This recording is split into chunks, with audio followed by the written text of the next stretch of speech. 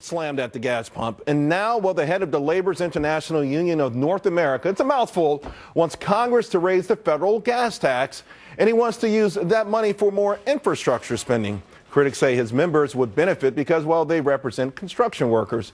Marc Scribner says that this is not realistic. You know, Mark, a lot of people say, hey, it's been a long time since the federal government raised taxes on gasoline. We've got to do it. Thank you for having me on, Charles. And yeah, and there is some truth to that. We haven't raised our federal excise tax rates on gasoline and diesel since 1993, but the nature of the highway program has also changed since we were actually building the interstates through the 1980s. And really, we have not taken a step back and looked at what the federal highway program ought to look like in the future. And I think suggestions related to simply raising those fuel tax rates ignore bigger problems. And tell us, you know, what would be the, I don't know, unintended consequences? Let's just say, okay, they went through with it. I mean, after all, there's nothing but money grabs going on in D.C., and this might be low-hanging fruit for some people. What would be the negative impact of it? Well, I think like any tax increase, there's going to be some negative impact.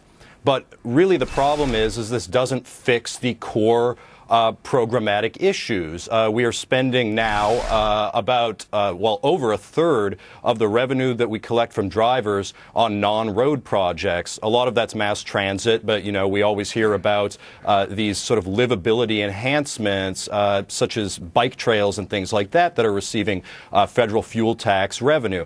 I think we need to really start looking at giving the states more power and more say in how their road networks are built and managed. And I think there are a lot of things we can change at the federal level that Congress should look at that don't involve raising the fuel tax. So realistically, then, we're not talking about a giant windfall anyway for these construction workers. You know, I mean, more or less, it feels like every time we raise taxes on this stuff, all the things that were promised, because the stimulus plan was supposed to do a whole lot of this stuff, and that didn't happen.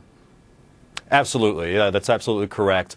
I think fundamentally Congress has been unable to solve sort of these key challenges that I've mentioned. But in terms of things that Congress should do, I think one would be to get rid of the federal prohibition on states tolling their own interstate segments and allowing the states to be the 50 laboratories of democracy to experiment with these innovative funding and financing mechanisms. And then we can actually see which actually work better. But, Mark, come on. We're talking about a government in general, and particularly this administration, that has an insatiable appetite for money, because building this ultimate utopia of fairness is pretty expensive.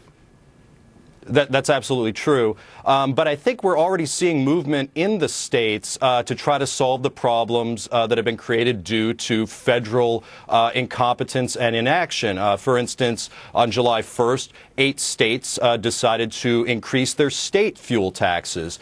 Now, like I said, I'm not a huge proponent of fuel taxes in general.